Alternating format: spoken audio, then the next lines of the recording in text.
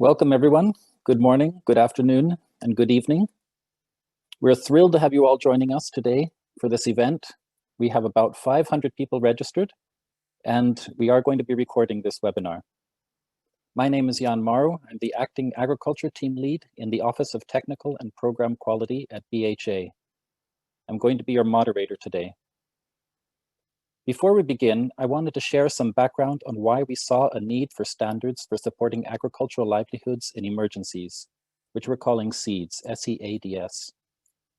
For approximately 2 billion people, small farm agriculture is the cornerstone of food security. However, these people's lives and livelihoods are constantly at risk due to emergencies. Alarmingly, evidence suggests the incidence and severity of crises is increasing, as is overall spending on humanitarian assistance. In the last 10 years, humanitarian spending increased by about 130%, and approximately 40% of this increase was a response to needs in the food and agricultural subsectors. In fact, Legacy OFTA, which is funding the SEADS project, agriculture accounted for 10% of the budget. And for us here at USAID, this was too big to be ignored. It raised questions for us, such as what is the state of the art? Are the guidelines that donors, implementers, and other stakeholders using for their interventions just pulled from thin air? What are they based on? Why are there no standards?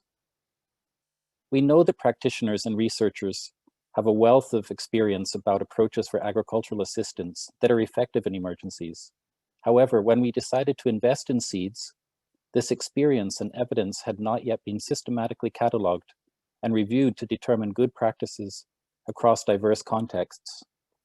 Agriculture was lagging behind other sectors in terms of humanitarian standards. For example, SPHERE has become the globally accepted set of standards due to a mix of a broad collaborative process, an independent identity, organizational focus on standards and quality, and striking the right balance between evidence, technical uncertainties, and practitioner experience. However, the SPHERE handbook contains only light guidance related to agricultural production and how interventions should be undertaken in emergencies. Other standards, such as LEGS, the Livestock Emergency Guidelines and Standards, have filled these gaps to provide more specific guidance for specific subsectors, such as livestock.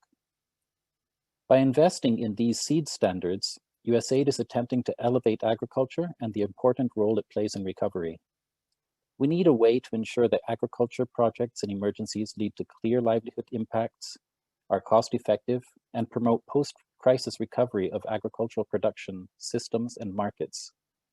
When well-designed and implemented, such projects are a very cost-effective alternative and/or complement to food assistance or livelihoods recovery programs. SEADS is following a similar collaborative process to SPHERE and LEGS, to provide practitioners and policymakers a more robust set of tools for ag interventions in emergencies. Today, we will learn more about SEADS and have a discussion about the state of evidence for agricultural interventions in emergencies. I would also like to acknowledge the quality of work that you all, our partners, do, and the challenging environments you work in every day, and see this as a chance for us all to come together and rally to elevate agriculture in humanitarian practice. The event will flow as follows. First, Racy Henderson, the SEADS Coordinator, will give a brief presentation of the findings from a recent learning brief done by the SEADS project that describes their experience reviewing the evidence on the impact that emergency agricultural interventions have on people's livelihoods. Then we will have a discussion with 3 experts, looking at some important questions about the state of evidence on the impact that emergency agriculture interventions have on people's livelihoods. For this, I'm joined by Juliette Parker, Deputy Director at ALNAP, Temba Sibanda, Cash and Livelihood Specialist from Norwegian Refugee Council in Iraq and SEADS Steering Group member, Howard Standen, Climate and Food Security Advisor in the Research and Evidence Division at the UK's Foreign, Commonwealth and Development Office. Then we will open the floor to Q&A. I'm certain there are a lot of good questions for our speakers. Kathy Watson, the LEGS, Livestock Emergency Guidelines and Standards Coordinator and SEADS Steering Group member, will jump in at this point to help moderate the questions. Finally, to wrap up, Racy will tell us about how SEADS is engaging with the evidence and filling evidence gaps to develop a handbook that will be useful. Today's webinar is scheduled for 90 minutes and we will be on time. Before we get into the meeting, let me ask you to use the Zoom tools in a specific way. Please use the chat icon at the bottom of your screen if you need to be in touch with the organizers. Please use the Q&A to submit questions for the speakers. You may submit questions as you have them. Kathy will be organizing them as they come through. And as I noted, we are recording this event and it will be available on the website afterwards, as will the reports. Now I'm going to turn it over to Racy. Racy?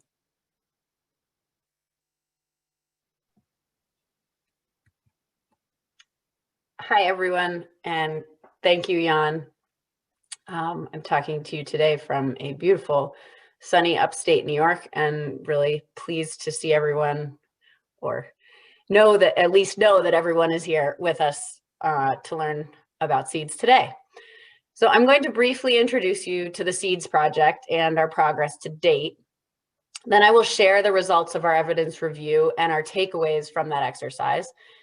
And finally, as Jan said, at the end, after the panel discussion, I'll come back on to share next steps on how SEADS will address the gaps in evidence. So first, an overview of SEADS. The SEADS project is an inclusive and consultative process to develop evidence-based standards for supporting agricultural livelihoods in emergencies around the world. With your help, the SEADS standards will enable those responding to humanitarian crisis to design, implement, and evaluate agriculture interventions to maintain and strengthen the livelihoods of farming communities, support preparedness and post-emergency recovery, and increase their resiliency. SEADS is designed to benefit people who rely on agriculture for their livelihoods and are subject to emergencies that threaten those livelihoods. We are committed to understanding and including local perspectives while recognizing the wealth of experience in the international humanitarian community. We take a livelihoods approach to ensuring that responses to emergencies are implemented in a way that facilitates long-term recovery and growth. The handbook will promote ways to support systems and services during emergencies that are needed to enable post-disaster recovery. SEADS is a forward-thinking decision support tool. It relies, as much as possible, on the best available evidence to develop the standards. We expect that these objective standards will help our organizations use evidence to design and implement agricultural responses in emergencies. Our process for developing the SEADS standards includes the 5 steps that you see here. First, as you know, and likely the reason why you're here today, we conducted a global evidence review last year. Today, we've moved into phase 2 and are drafting the standards as we speak. In fact, I believe a few of our authors and our editor are on the webinar today.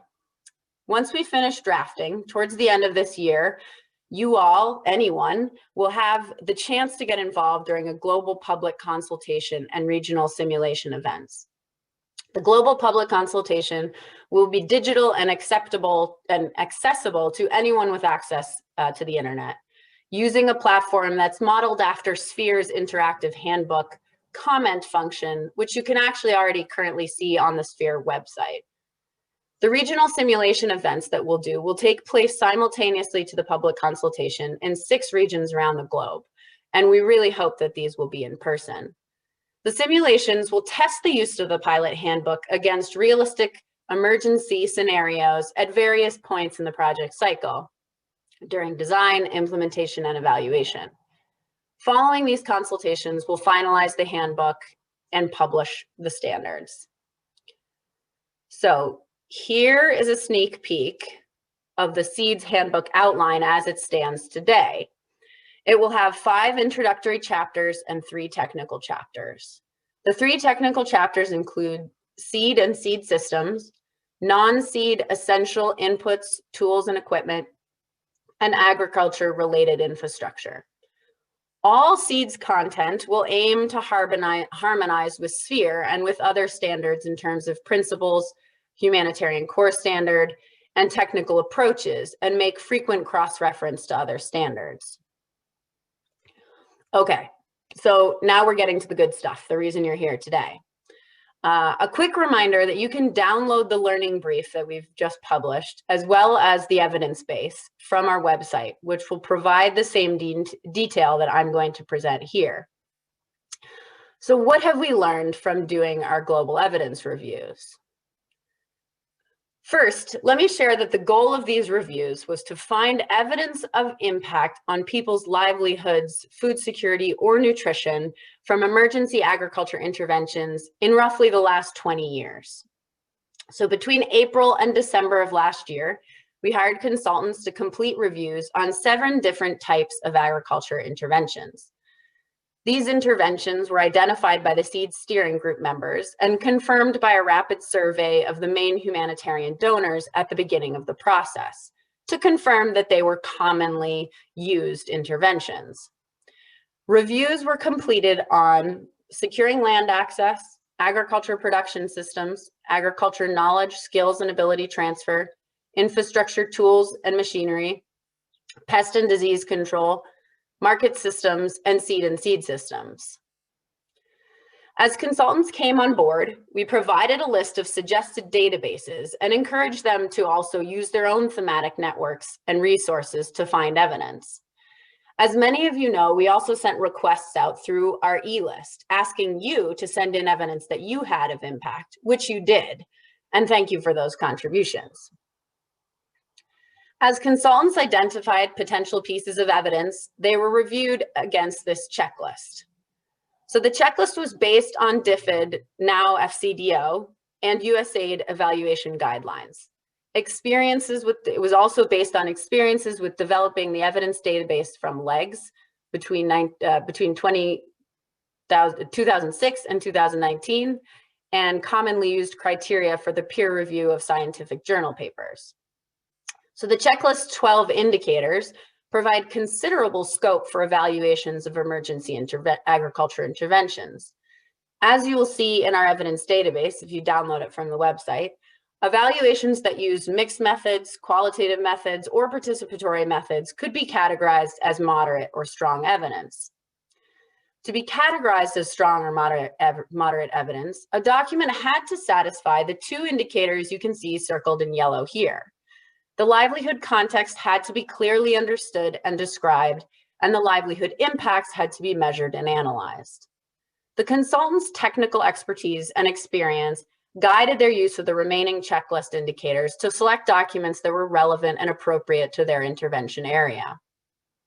After the consultants finished their work, the SEADS steering group reviewed the consultants' categorization of moderate and strong documents by using the checklist to confirm the consultants' categorization. They also confirmed that the emergency context of the intervention fell within the scope of SEADS. If the emergency context was unclear, a document could not be considered moderate or strong evidence. Okay, so to summarize, reasons for excluding a document for the evidence base included the following. The intervention did not fall within the scope of SEADS. For example, projects addressing food insecurity in a non-emergency context were excluded. The emergency context that the intervention was intended to respond to was unclear. For example, if the project title included the word emergency, but the document did not include the word emergency or even a description of the emergency context, it was excluded. The achievements of the intervention lacked any discussion of livelihood impacts. For example, an evaluation that focused on delivery of inputs, seeds or tools, but did not assess how these inputs may have affected, at a minimum, for example, yields or surface area planted, it was also excluded. So the results of our reviews indicate that there is limited evidence on the livelihood impacts of emergency agriculture interventions. More than 250 documents were initially selected as relevant to SEADS by the consultants. After the complete review process, 2 of these were found to be strong evidence of livelihoods impact from emergency agriculture interventions. 1 was in securing land access and 1 in infrastructure. 26 were found to be moderate, and 140 weak. We have now posted, as I mentioned, the evidence database on our website with links to all the documents that are publicly available, which is most of them. The database contains a list of moderate and strong evidence, and you will notice that we now have more than 26 moderate pieces of evidence. That's because you've continued to send us new evidence and we've continued to review it. New documents that come in are reviewed by the steering group using the same checklist and process just described. And we'll continue to receive and review evidence periodically, passing on any relevant documents, whether they're weak, moderate, or strong, to the chapter leads for drafting. So, to be very clear, the review confirmed what we already know, which is that this community has done a huge amount of work over the decades to support farmers and their families, producers in general, any kind of producer, and their families before, during, and after a crisis. This work was not for naught. However, current documentation is insufficient to know if emergency agriculture interventions have an impact on people's livelihoods. All right, so let's talk about why the documentation of evidence is so weak. Through our evidence reviews, there were 7 main reasons documents could not be classified as moderate or strong. First, the evidence lacked a clear emergency context. A substantial number of documents that we received described and that we found described projects as emergency or humanitarian, but were relatively lengthy projects targeting people in areas affected by chronic food insecurity. So projects addressing food insecurity in a vaguely emergency context were categorized as weak. And remember, as what I just said, that projects addressing food insecurity in a decidedly non-emergency context were actually excluded from the evidence database. Second, many documents were categorized as weak because they focused evaluation measurements on the delivery of agriculture inputs, such as seeds and tools, rather than outputs or impacts. For example, an evaluation might report that an intervention delivered seed to a certain number of households. If it went on to describe how the receipt of this seed translated into production gains, but did not describe how these production gains translated into household food consumption, income from crop sales, or use of income from crop sales, for example, it was categorized as weak. And again, a reminder that if an evaluation did not assess production gains from delivery of inputs at all, so did not mention yields or surface area planted or any increase in improvement in production, it was excluded from the database. So evidence was also categorized as weak because impact timing did not align with project timing. In some projects, we know livelihoods or food security impacts will occur months after the end of a project. Depending on the local agriculture production cycle, documents assumed effects on crop yields or related benefits post-project rather than measuring them. Documents that assumed this post-project impact were qualified as weak. Also, we found that evaluation often described impacts on households without distinguishing between different interventions. For example, many agriculture projects use multiple types of assistance. Seeds and tools might be combined with pest control or farmer training. But for our project, ideally, for SEADS, ideally, as the set of evidence-based standards, we need to know the relative impact of the different interventions, and ideally, again, the relative benefit cost. In many documents, it was impossible for the reviewers to separate the interventions to understand which interventions contributed to the impact. If reviewers couldn't separate the interventions to understand which ones contributed to the impact, the document was qualified as weak. Another reason evidence was weak is that it was often difficult to assess the technical plausibility of inputs leading to impacts. In many cases, the description and justification for inputs was too brief. For example, the reason for providing a specific amount of seed or a voucher with a specific value was often unclear. It was also unclear how these amounts or values relate to local farming practices in areas of cultivation, and areas of land cultivated. Similarly, expected impacts were poorly defined. If an intervention aimed to increase incomes from the sale of agriculture produce, evidence often lacked the target increase in income and how relevant this target was to household economies.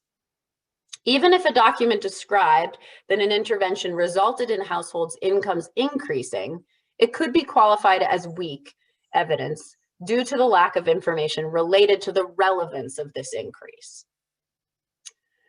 Strong evidence was lacking because evaluation focused often on production and not on impact of improved production.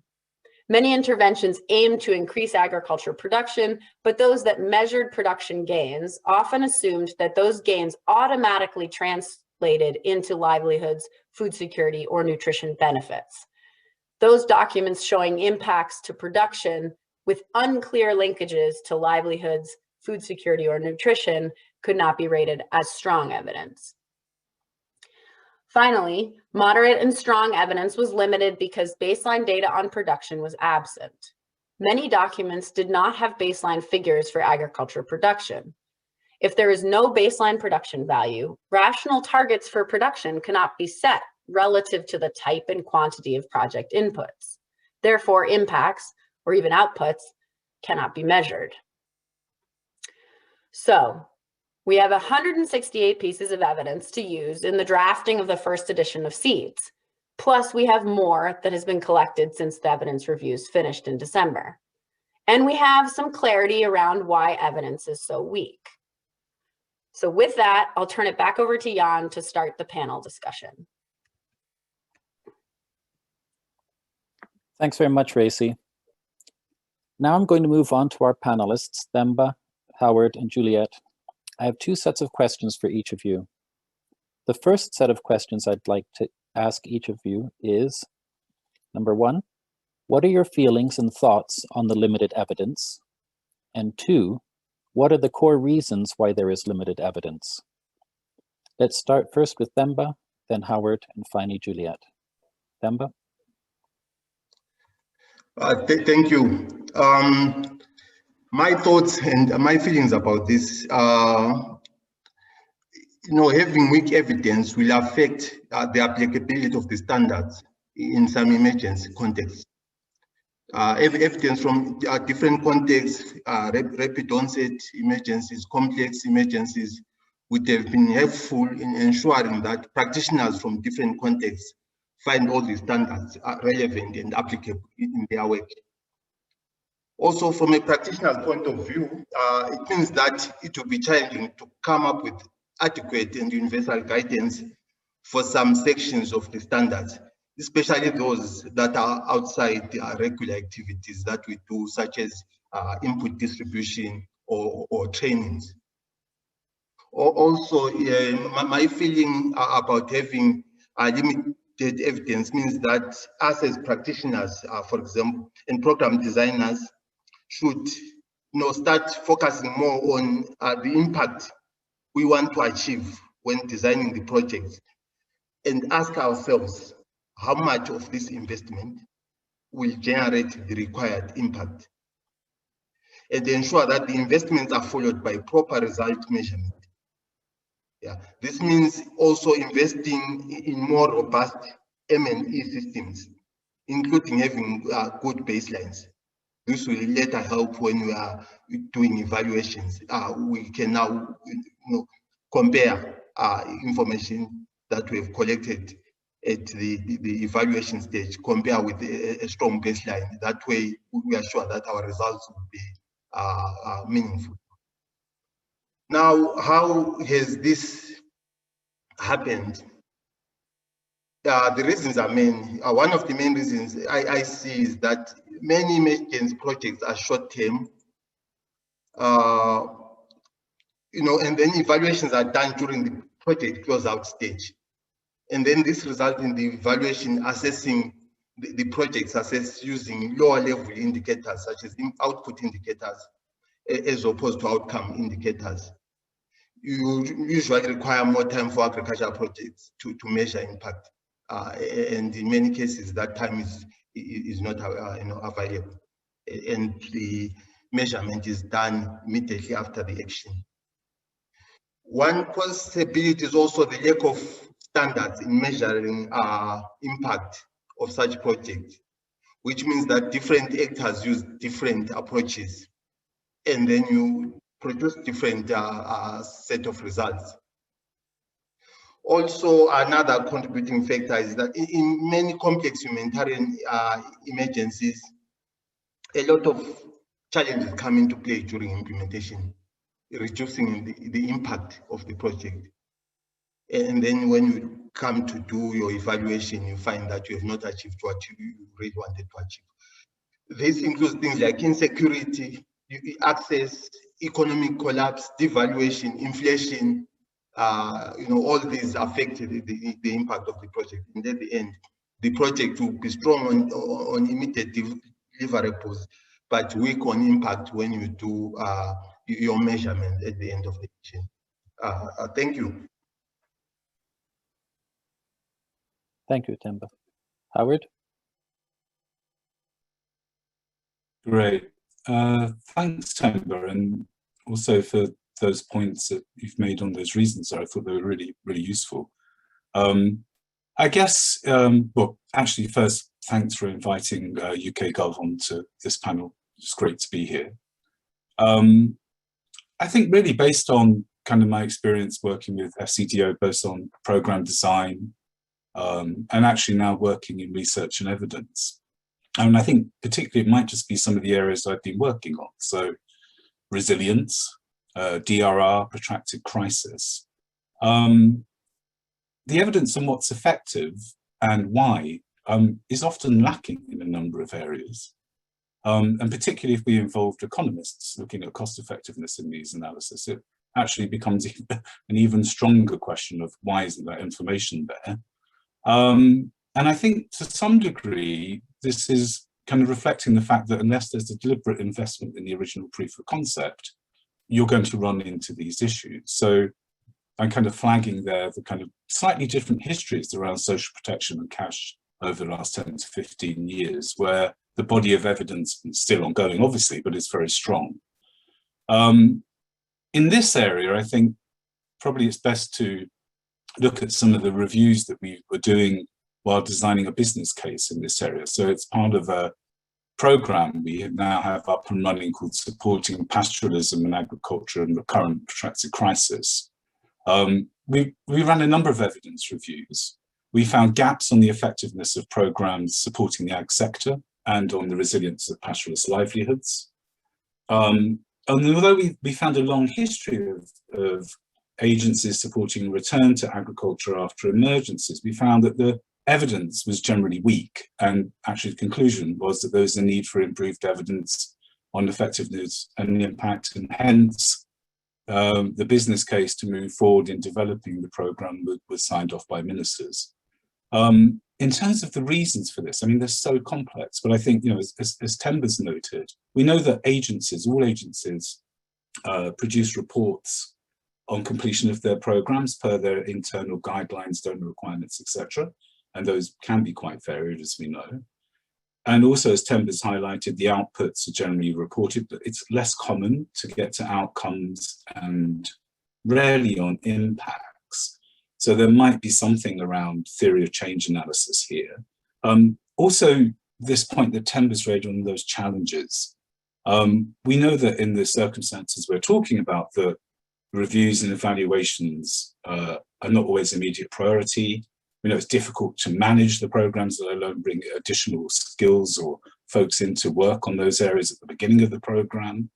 It can be difficult to access the knowledge and expertise unless it's readily available in the organization or through TA, or the embedded learning guidelines and standards are already there. And, you know, when you're setting up programs at the get-go, your level of knowledge of the area could be quite scant, and you don't have that much time to get moving. And then, of course, there's the issue that Themba's raised around general funding for monitoring, evaluation, learning, and how much of that you have. And then, of course, you know, as the situation changes, attention and resources go elsewhere. So, frankly, the results of the work really reflect what we found, particularly in this area recently. Thanks, Jan. Thank you, Howard. Juliet.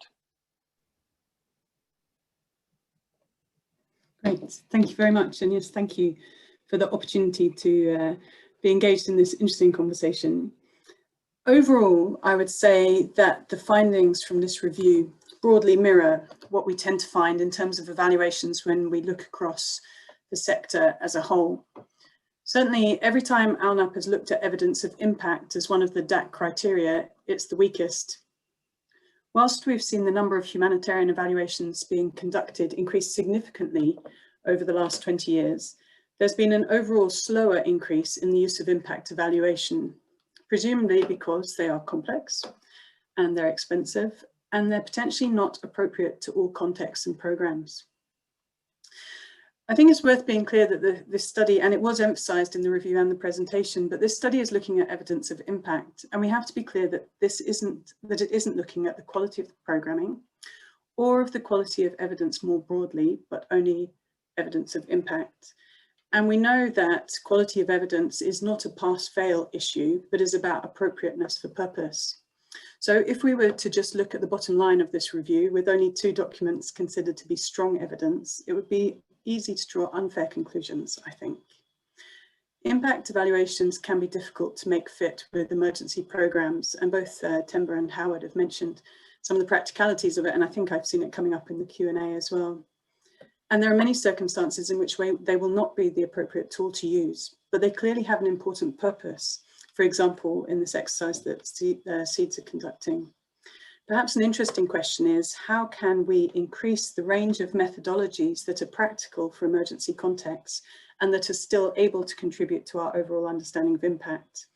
And this is one of the reasons, for example, that the humanitarian evaluation community is talking a lot about contribution to impact instead, as there's a feeling it's a more pragmatic approach. In terms of the reasons for why there's limited evidence, a lot of them have been highlighted in this review, but broadly speaking, I see them fitting into 3 areas. The first is the practical realities of emergency projects and what is feasible and appropriate in those contexts. So Temba and Howard mentioned about timelines being critical, but also someone in the Q&A I think has mentioned about the point about bundling measurement of multiple interventions. If you've designed an integrated project, then you will want to measure the complementary outcomes of multiple intervention types. But that will not support a study like this one that SEADS have been conducting. So there's a mixed expectations of what we want the evidence to be able to do. The second is the extent to which basic good practices were followed. If there's no baseline, you will automatically be limited in your ability to measure impact. And the same goes for good monitoring data. We know these are important and are recognised as critical by agencies, yet, as this study shows, they're frequently not addressed, and we need to understand why. What is it that's inhibiting application of accepted good standards in M&E? And the third is the extent to which assumptions underpinning the project design are articulated and well-founded in the project design documentation. If we recognise that impact evaluations are challenging, then a contribution to impact approach may be more appropriate, but this relies on a clear articulation of these assumptions, which is then essential. Thanks, Jan. That's great. Thanks very much, Juliet. Yeah, and from our side, our thoughts on this, the limited evidence was a bit surprising because there are so many projects globally. And all of us different stakeholders have been working in the sector for many, many years. But at the same time, it was also not surprising, sort of, the 2 sides of the coin, because, how many of us have really heard of evaluations taking place? Very rarely, let alone, evaluating interventions post-emergency. I think we all note, global best practice and commonly accepted historical ways of doing things, and even innovations, and wanting to use that as a way to promote better practice. I think it does bring us a new challenge to make sure that the work in the field is encouraging better M&E, as some of the other panelists have said, and as many of you are putting in the comments as well that we were able to read. Reasons why this is happening, I think we would agree with all of you and the other panelists, of course, as well, that time and timing is a big one. You know, many of the interventions that we're working in emergency settings are very, very short. And we don't do continuous and ongoing evaluations, you know, after the fact, for the most part. So that's one thing. And then, you know, many agencies and donors have funds for implementing, but very little funds are actually allocated specifically for, you know, above and beyond M&E requirements to explore medium and long-term impacts for these interventions. So I think those are, you know, some of the reasons. Now I'd like to move on to the second set of questions for each of our panelists. The first one is, what should the humanitarian community do about this? And what do you think your organization should do about it? Let's go in the same order again. So Themba, over to you. Thank you. The humanitarian community should continue collecting more evidence which can be used to strengthen future versions of the standard. So more evidence will be required, and we should continue collecting this evidence.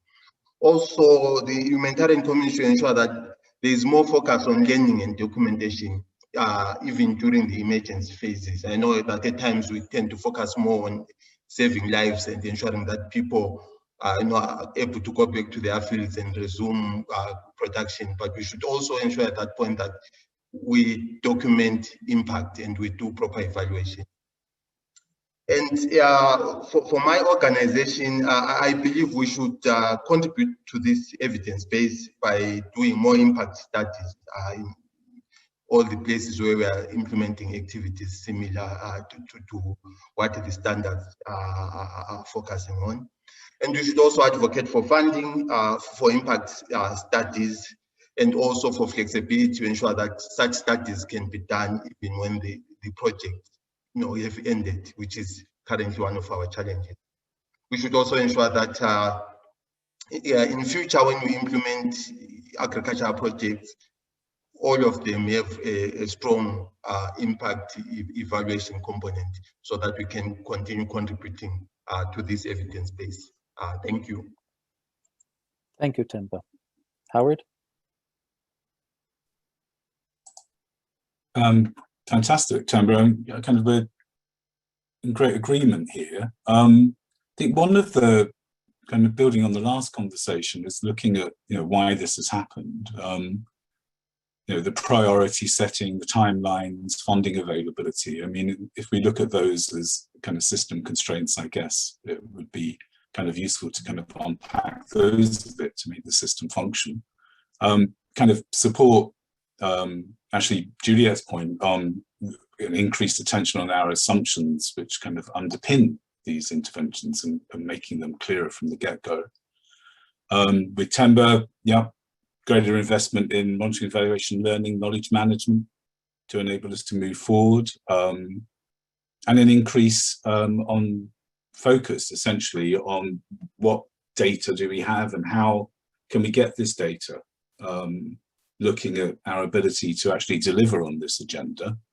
And I think Juliet was noting that, you know, we do have a range of methods developed by academics, agencies, practitioners, which are intended to be feasible, rapid, comparatively inexpensive, based on quantitative and qualitative methods. So, you know, from the work that we've covered, and of course I'm not covering necessarily everything here, we seem to be kind of not really getting to the highly rigorous kind of RCT type work, or these intermediate methods, applying them sufficiently to get our lessons together. So there's clearly a lot more scope to do more to develop these approaches and fund and implement innovative methods for meeting the existing knowledge gaps.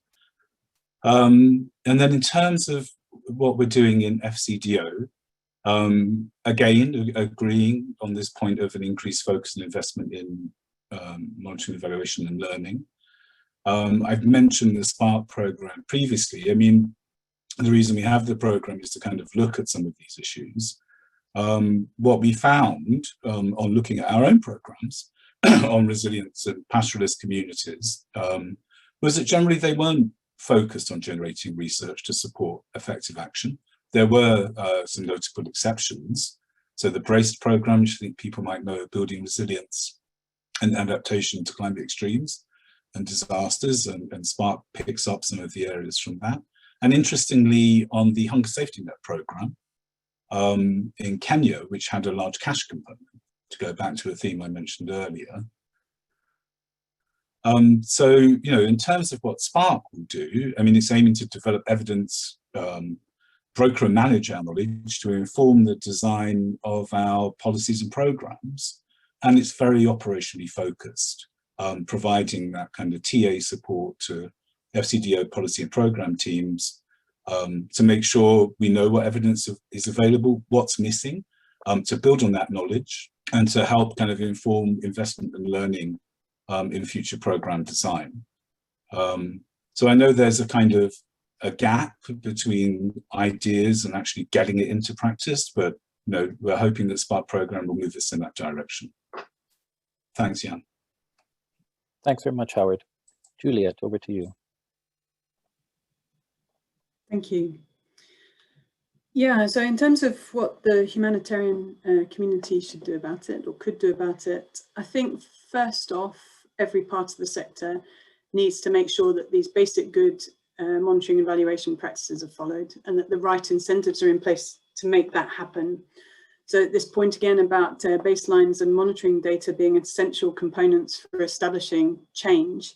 And of course, I'm delighted that both Temba and Howard have mentioned their institutional commitment to supporting improved monitoring evaluation practices, which is great. But, you know, we need to overcome whatever the inhibitors to these practices are, and that has to be a collective effort across the sector, I think.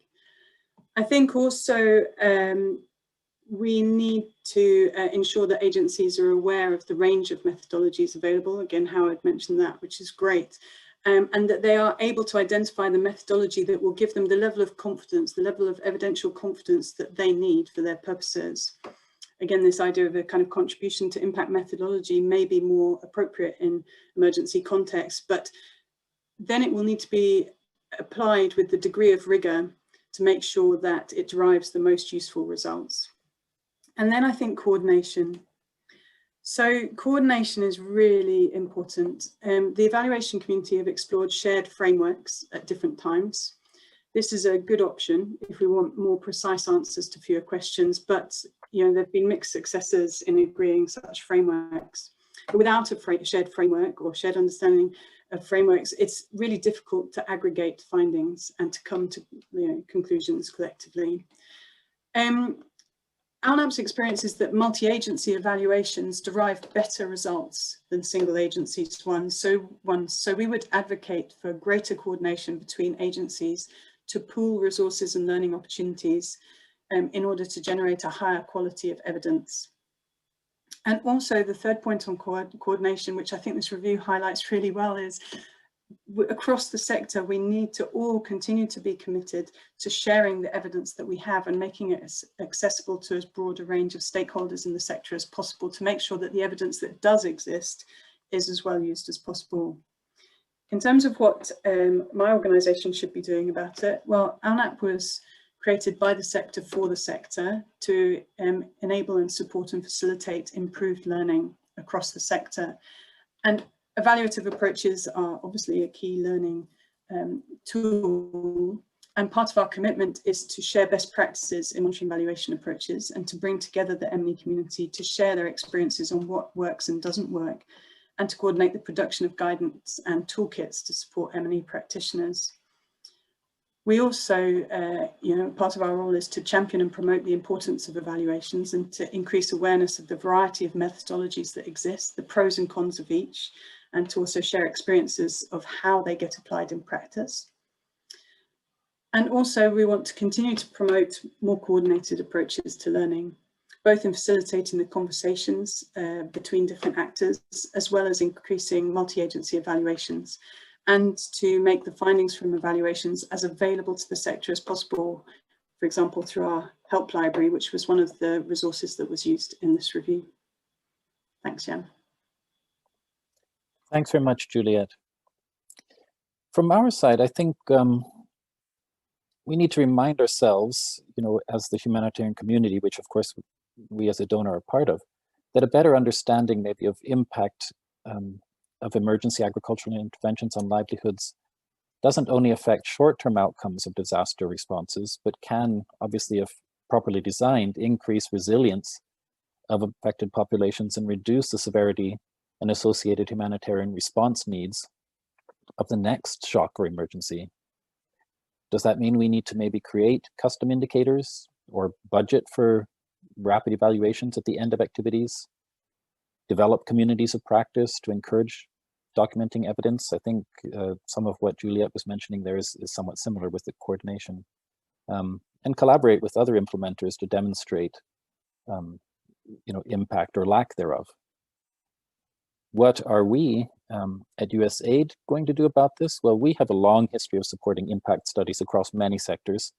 And now with better knowledge, for example, from this one, of the gaps that we're finding in agriculture, it allows us and gives us an opportunity to work with you, our partners, to come up with better systems for tracking the collective results of this work that we're all engaged in.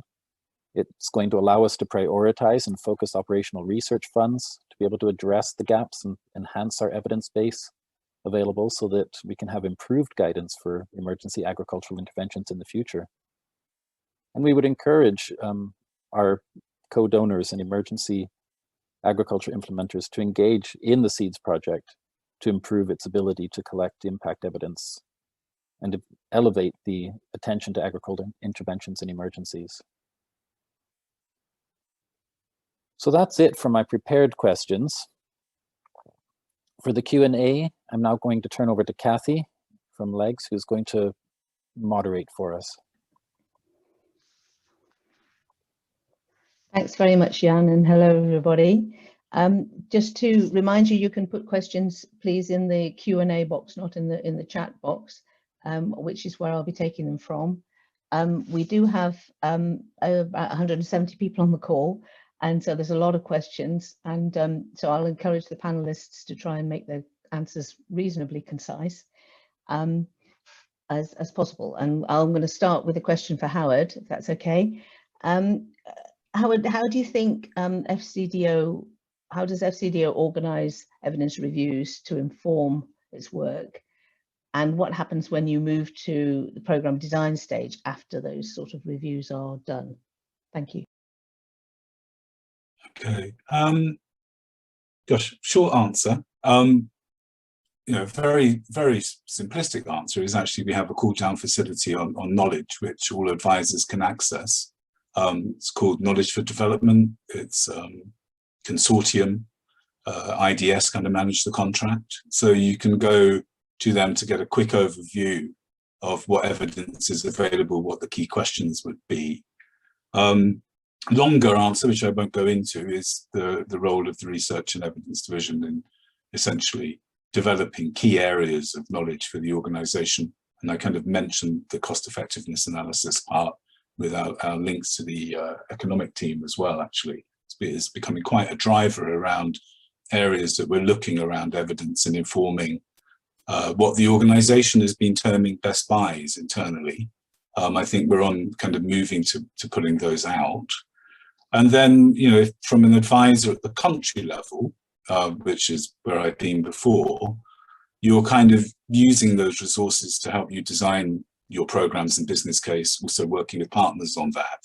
And once you get to that stage of clearance, then ideally, and I think that Jan's mentioned this, and I think resilience is a good area, probably also cash flows protection, where we've been doing this, is then building in learning evaluations clearly from the beginning of the programs to ensure that we develop that knowledge.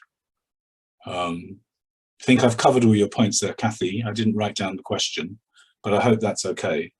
And I hope I was short enough. That's great. Thank you very much, Howard. I've got a question here for Juliet.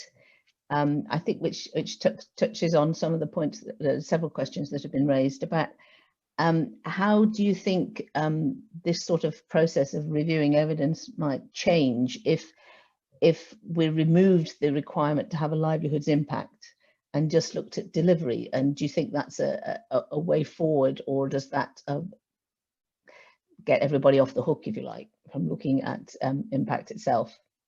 Thanks, Julie. Sorry, Kathy, could you repeat that question? I'm not sure I quite got it.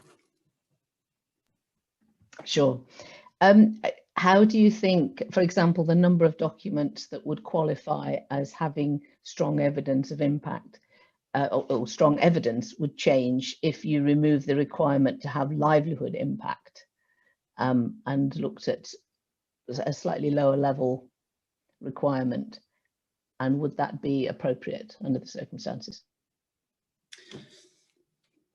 So I think it's really interesting, and actually going through this and understanding this review raised a few of these sorts of questions for me as I was thinking about it.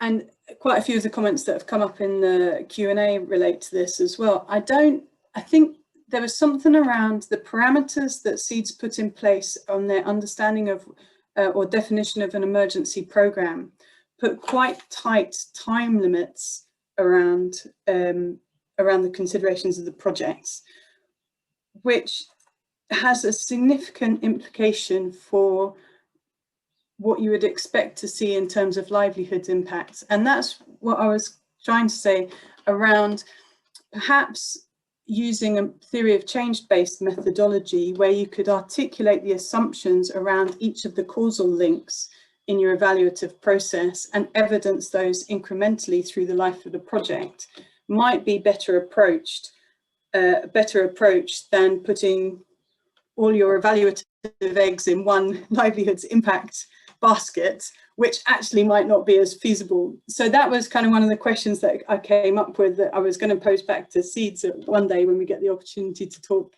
I think. That's great. Thank you very much, Juliet. And that actually flows very nicely to another question that's come up in the box about how we actually define an agriculture project within an emergency setting and how we distinguish that, and whether it would in fact be more appropriate to be talking about early recovery. There's a couple of questions on that. And I'd like to throw that one to Racy, if just from your point of view, if you've got any comments on that. Racy, thank you. Thanks, Kathy. So how do we define an agriculture project in an emergency? Well, SEADS takes a similar approach to LEGS, which is a livelihoods approach, as we've been discussing. And so when we have tried to define what we mean by an agriculture intervention, we're looking at agriculture as a livelihood. What are the activities that people do within agriculture to have that have an impact on their livelihood? So we don't have a precise definition of what an agriculture intervention is, but as we've been going through the types of interventions that are most common, I mean, part of our definition also has to relate back to having a useful handbook. And so part of this conversation has been what do we currently call an agriculture intervention, and what is most common, and what do people need guidance on? And that was the list of 7 areas that we defined the review around the review. But in general, an agriculture intervention relates to production of food. And we have discussed, does processing of food, is the processing and value added piece part of agriculture? And we have, on that specifically, we've discussed that that if it is on-farm processing, there might be a role for it in SEADS. There might be a place for it in SEADS, but that the focus of an agriculture intervention for SEADS' purpose is activities that focus on production of food. Great, thank you very much. Shifting the emphasis a little bit now, moving to a question for Temba.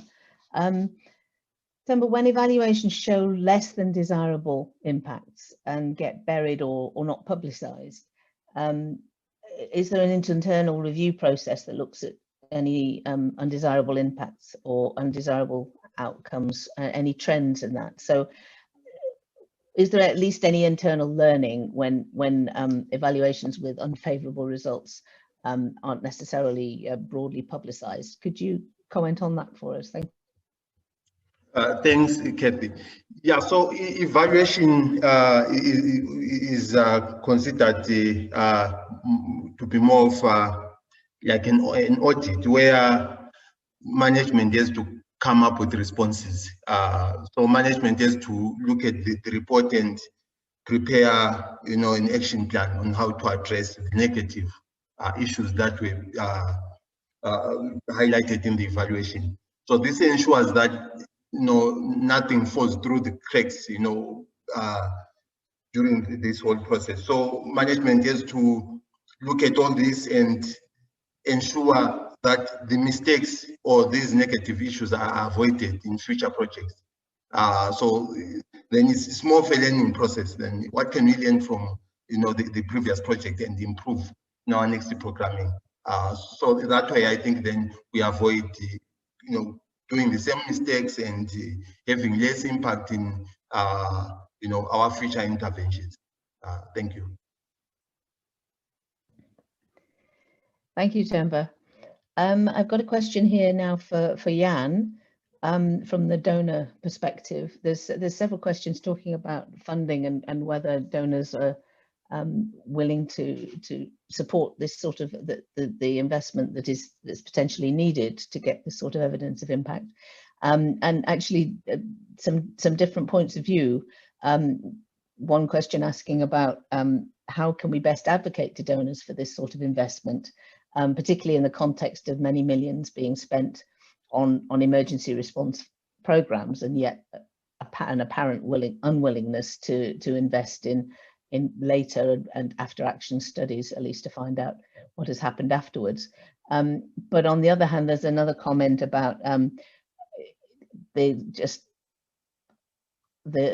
idea that throwing more money at monitoring and evaluation is a solution rather than making some more practical assumptions in order to get a reasonable understanding of impact without having to throw more money at it. So there's two sides of the 2 points of view coming through in the question. So I wonder if you could comment on that for us, Jan.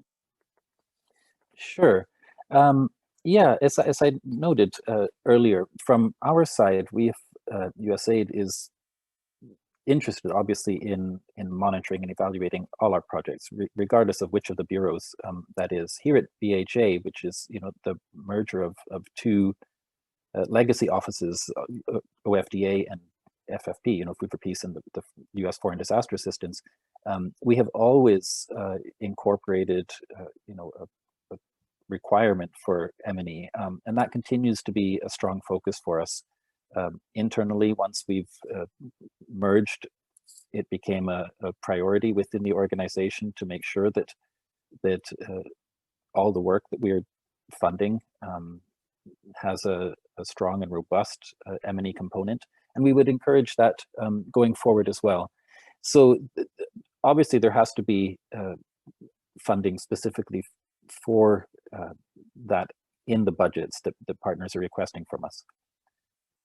That's a requirement, and we include that as part of our budgeting process. Outside of looking specifically within the projects while they're being implemented, we do also fund operational research projects.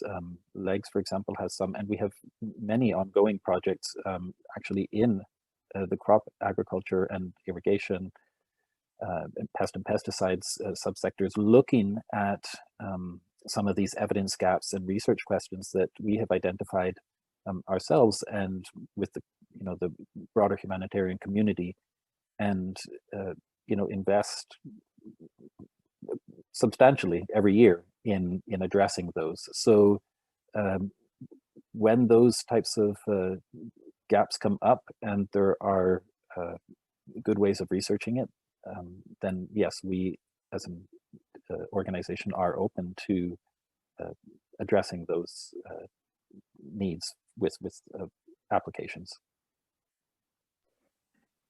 Great, thank you. Since we do have another donor representative on the panel, I would like to just swing that question also on to Howard and see if you've got anything you'd like to add to what Jan had said in response to the question about investment or not, additional investment in this area. Thanks, Howard. I think, I mean, I could actually just get out of this by saying what a fantastic answer that was from Jan. So, you know, there's not that much additional to add on my side. I thought that was an important point that Jan just made on operational research and making sure that we have those facilities and ensure that they build in.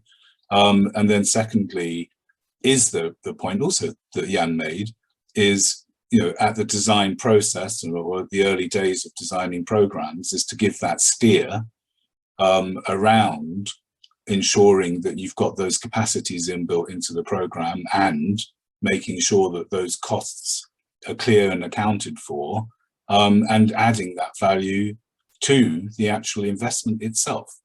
And I would think actually, yeah, I mean, I've said it before, but other than kind of cash flows protection programs, the kind of resilience work, resilient to what? How do we measure what it's resilient to? You know, at one point we were in, oh, well, cost-effective programs would have to wait until we get a flood or a drought to really look at that. So, I mean, actually, that still holds to a large degree, but you can build in practices prior to those events on looking at your programming per se, to look at how they do some of the areas that have been discussed today, and some of the areas that the SEADS program has been looking at. Thanks, Kathy. Thanks, Howard. Okay, moving on to another question for Juliet, if that's okay. Picking up the point about bundling, which has been appearing in the Q&A box from several people, and the fact that it's sometimes challenging to distinguish attribution in multifaceted projects. Have you got any comment on that? How do we focus on attribution when there's different aspects of a project all bundled together? Thank you. Yeah, I think this really highlights a very real tension around you know, the purpose of these evaluative exercises and the purpose of these kind of documents that SEADS have pulled together. And we're always asking M&E approaches to answer every question we have, whether that's a program management one or an impact one or an allocation of resources one, or, you know, we actually sort of need these M&E processes to answer a massively wide variety of questions. And the reality is that they can't answer all of them. And so at some point, you know, the people responsible for the program delivery and the design of the M&E approaches will need to make their decision about what the purpose of the evaluative exercise is. And from a programming point of view, of course, if you're bought into and committed to, you know, bundled sets of interventions, you will be designing your evaluation to look at the overall impact of that overlaying of interventions. That's what you want to know. And the SEADS exercise is a very particular one, leading to lead to guidance on, you know, individual interventions. So it's not surprising that it doesn't fit. I think what this says to this again plays on this idea of greater coordination. We need a mix of these different approaches to be able to identify a whole multitude of questions. And the question, and you know, we need to work out which approach, how many of which approach do we need, and when do we need them, and how do we go about them? You know, that's why I guess donors, you know, fund a range of research bodies as well as practical implementers. And the question is, if we pulled all of that evidence together, what would it tell us as a result of the whole question, I think. So I think it is a genuine tension, but what it means is that we need a range of approaches to answer a range of questions. And that's a little bit what my first point was around. I think this SEADS review is an excellent exercise, without a doubt. But I think if you were just to look at the bottom line of results around, you know, strong or weak evidence, it would be a slightly unfair representation, because a lot of that evidence wasn't generated in order to answer the question that SEADS were asking.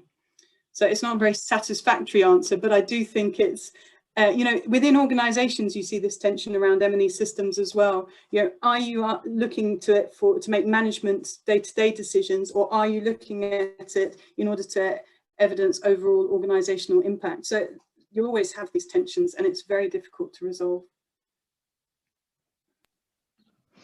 Thanks, Juliet.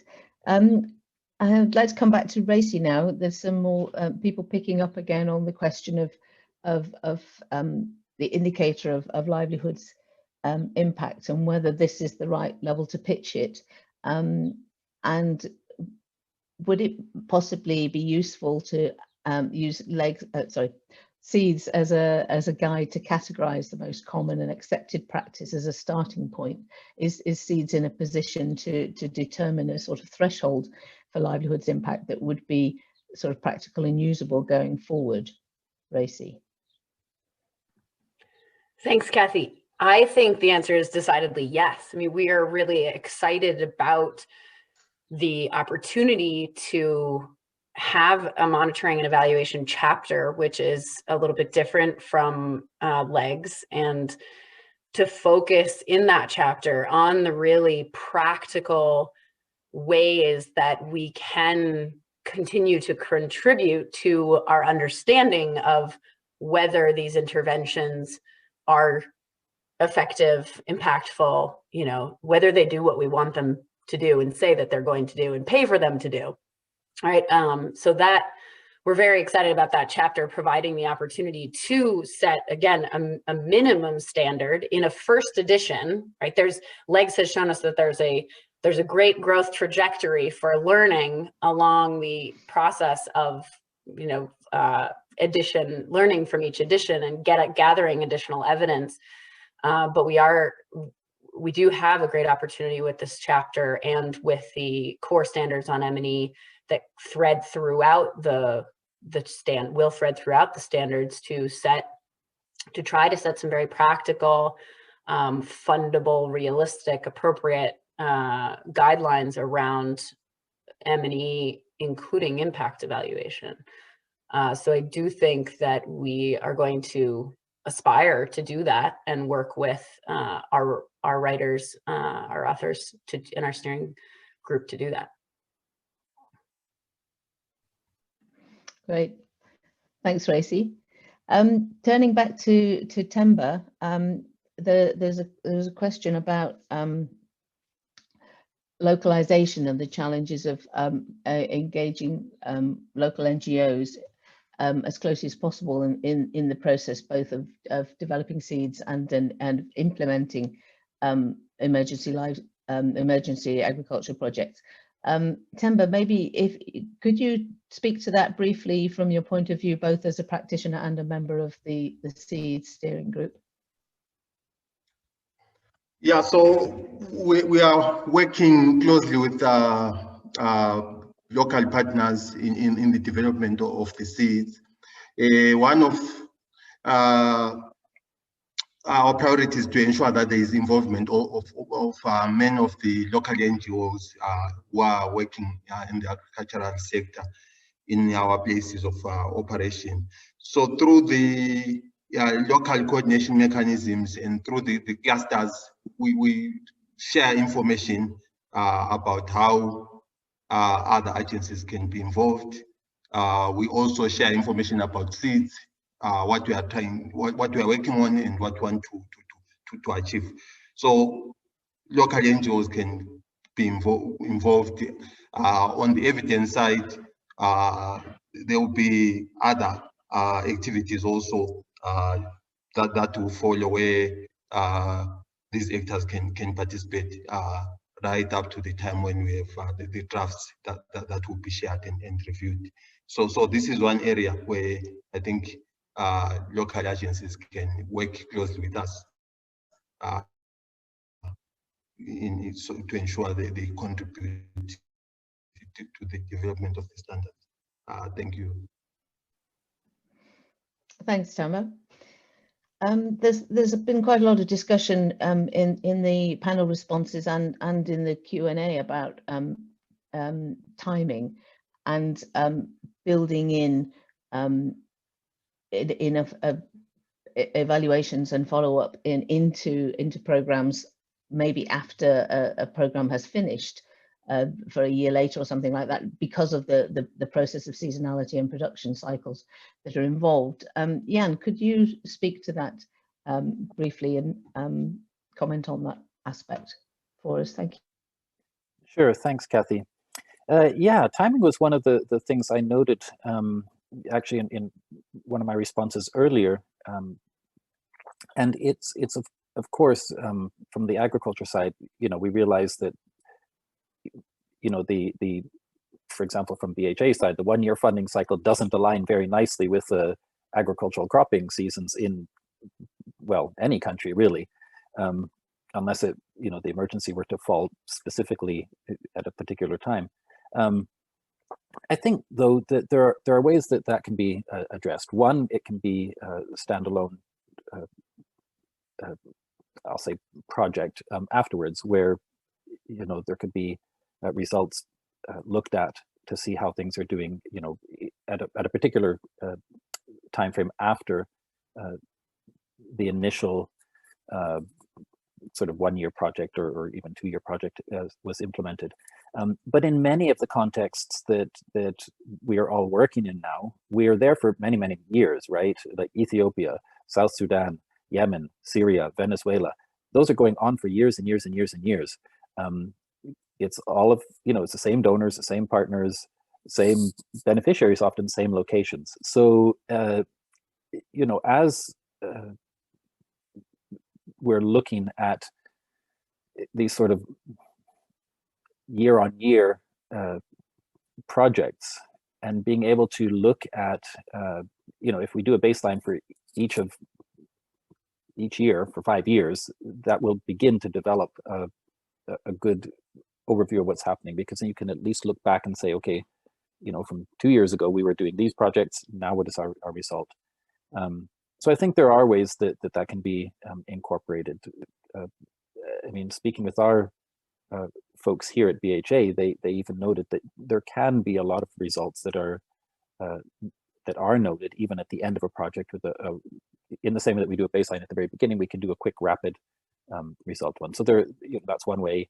They said that the year-on-year ones, or then just a separate outside project where it may be a particular partner wants to look at what multiple different partners have done in a particular area, not just their own work.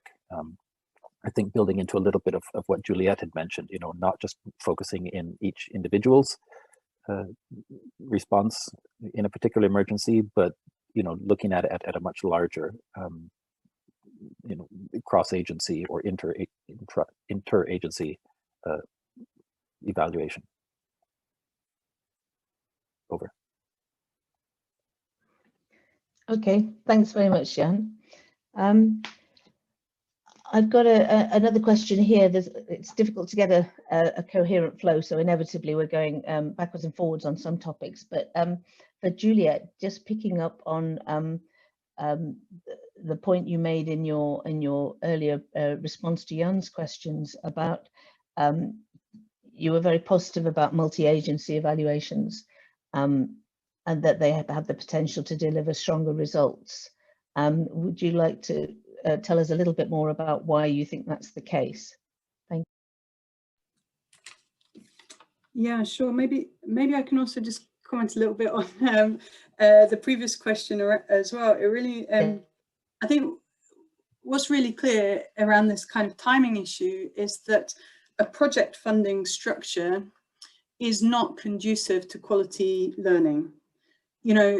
Short-term projects with short-term learning objectives will not give us the depth of evidence that we need to really know and understand the kind of implications of our interventions for the populations that we're aiming to assist, which, we need to protect the space. All of us need to protect the space for learning and to commit to enlarging that space for learning to make sure that we are making the best possible use of the resources that we have available to us when needs outstrip resources so much. So there was, I think, a comment in the Q&A or earlier or something as, understanding impact depends on longitudinal indicators. So if your project is finished in 9 or 12 months, actually, to what extent can the structuring of the sector and the funding within the sector enable us to revisit those interventions at a sufficient period of time later?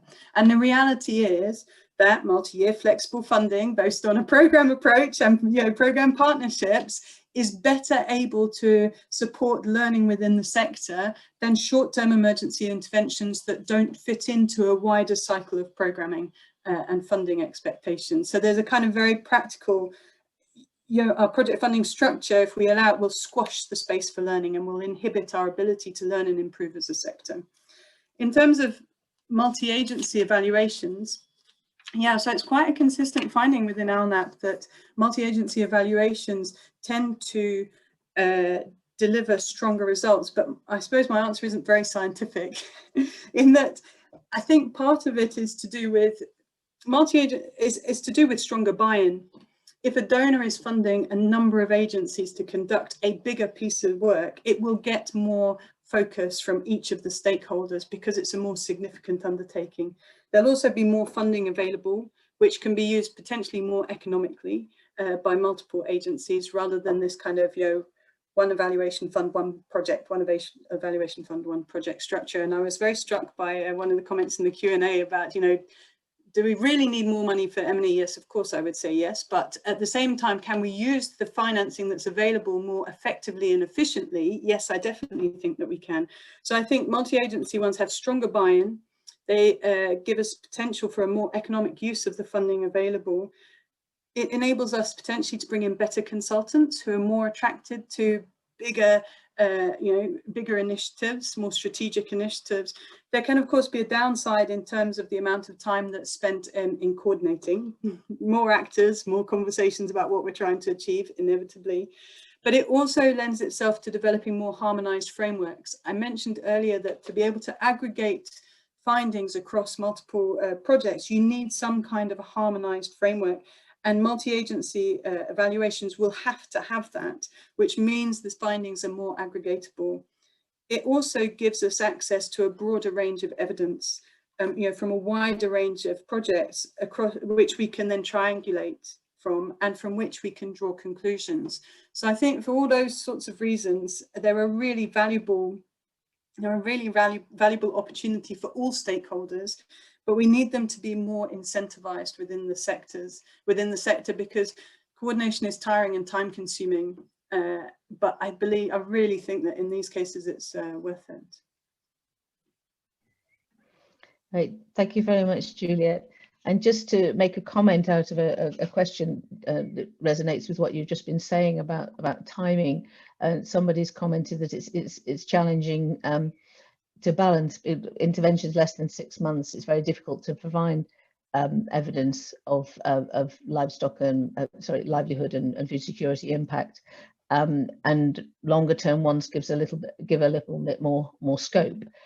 So there's further commenting on that in the chat, and someone else has put about some projects are even 3 months only, which is obviously very challenging.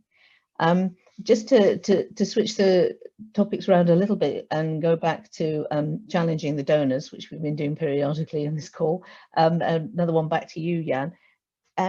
Would you be able to speak to the challenges you have internally regarding transparently reporting subpar achievements or negative impacts? I mean, we recognised in the presentations that lack of evidence of impact isn't necessarily a poor achievement. It just means that evidence is not available, has not been documented. But in some cases that will be the situation. Would you like to give us a few thoughts on that? Thank you. Sure, thanks, Kathy. Yeah, I think there's a perception, in the community that poor performance shouldn't be reported, and especially to the donor, the one that's funding you. We don't want to report that up. We absolutely encourage reporting. That's not a problem at all. And we're very aware that situations and contexts often outside of anyone's control are the result of something that may come across as a poor performance. And so it's a way for us to learn, to better course correct, to improve for future. Internally, within BHA, I mean, we're refining and revising our M&E system, as many of the partners will know, through the application process that they engage us with. And we realize that some of the challenges to effective monitoring do include limited budgets. So there, there is an onus on us to be able to continue providing support for that, so that our partners and those implementing the work can monitor and evaluate. But no, there's not a problem with reporting poor results. Yes. Thank you. That's great. Thanks, Jan. I think I've got 1 minute left before I have to close the question session. So there was a question on RTCs, and I wanted to see if we could throw that to Andy Catley, who's the chair of the SEADS group and also quietly sitting on the panel.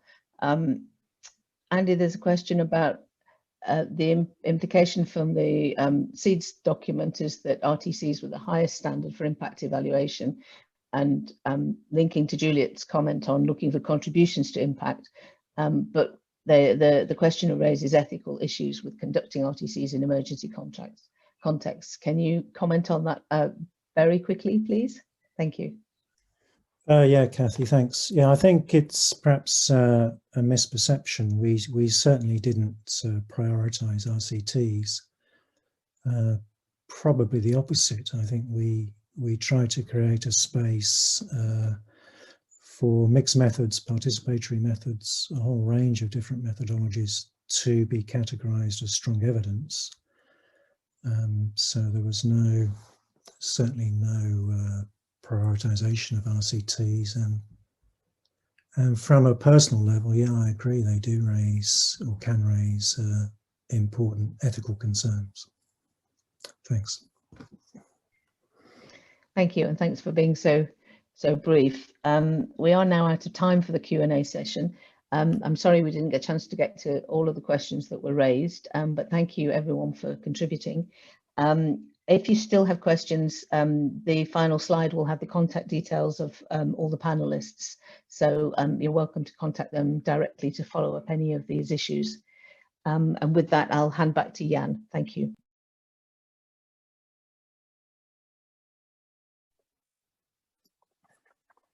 Thanks very much, Kathy. With a bit of remaining time, I wanted to ask Racy to tell us a bit more about how SEADS is using the evidence that they do have in filling the gaps to produce a handbook of standards for the agricultural interventions in emergency settings. Racy? Thanks, Jan. So you guys have asked incredible questions, and we're going to continue to ask ourselves a lot of these questions as we continue the development process of the first edition of SEADS. What can we do about the lack of evidence? And as a set of evidence, we are aspiring to be a set of standards that is evidence-based. And we would prefer not to base our minimum standards. Keep in mind that these are minimum standards, not aspirational standards. There are standards that are the bare minimum that we think should be done. And we would prefer not to base these standards on assumptions. But our community has clearly expressed that we need these standards, and we need them as soon as possible, that they will be helpful, even if the evidence base that we're working from is somewhat weak. We can't wait to write these standards until evidence is available. So in the first edition of SEADS, we will address the evidence gaps in a number of different ways. So outlining the risks of using interventions based on assumed benefits. We will have a full chapter dedicated to monitoring and evaluation, including impact evaluation, as I mentioned earlier. We will value practitioner experience through our field team, through public consultations, regional simulations. Many of our authors are also working with teams of their colleagues, including as many as we can in this initial drafting stage. And of course, we'll continue to search for evidence. So throughout the process of developing a first edition of SEADS and after it's published, we will advocate for improvements in impact evaluation, including strengthened commitments to understanding impacts, we'll advocate for new funding and programming to be guided by evidence, and we'll advocate for investments in evidence-based learning and programming in emergencies. Of course, always keeping in mind in our advocacy the desire to be practical and understanding the context of implementation in emergencies. So I mentioned this earlier in response to one of the questions, but we really see a great opportunity in this first edition of SEADS to improve agriculture programming in emergencies through improved impact evaluation and through the tracking, as Juliet mentioned, the tracking of that impact at each stage of the theory of change. We have an opportunity to do that with SEADS. We are very excited about the opportunities that the new chapter on monitoring and evaluation in the core standards provide. And we also really look forward to your feedback during the public consultations on the draft version. You will have the opportunity to make direct feedback on the content of the handbook. So we look forward to your feedback on that.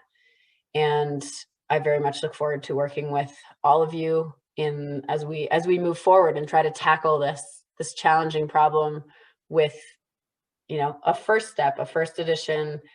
Let's get a set of minimum standards out there and see how we can improve from there. So thank you, Jan. Back to you. That's great. Thanks so much, Racy. And I did want to just give a huge thank you to our panelists, Juliet, Themba, and Howard, and of course to Kathy for jumping in to handle all of your great questions. I'm really sorry that we didn't get to answer all of the questions. There were so many, with so many folks.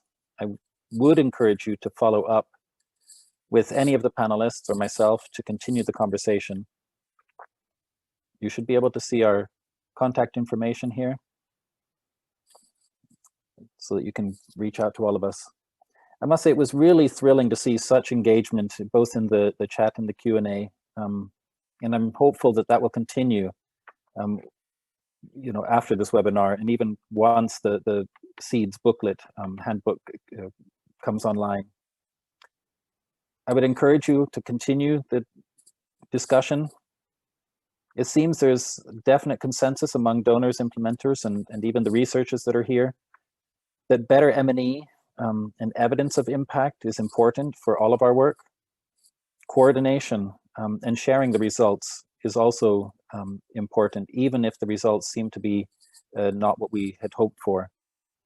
And I think it will provide us a dedicated focus and funding on being able to record the results of our work so that we can move forward to continue helping the smallholder farmers that are so affected in the different emergencies that we deal with. We will be sharing the recording at the end of the event with all of those that registered. That will be coming out in the coming days. And please do share it with all your colleagues and folks in your agencies. Thank you all so much for engaging in this important conversation with us today. And this concludes our webinar. Cheerio.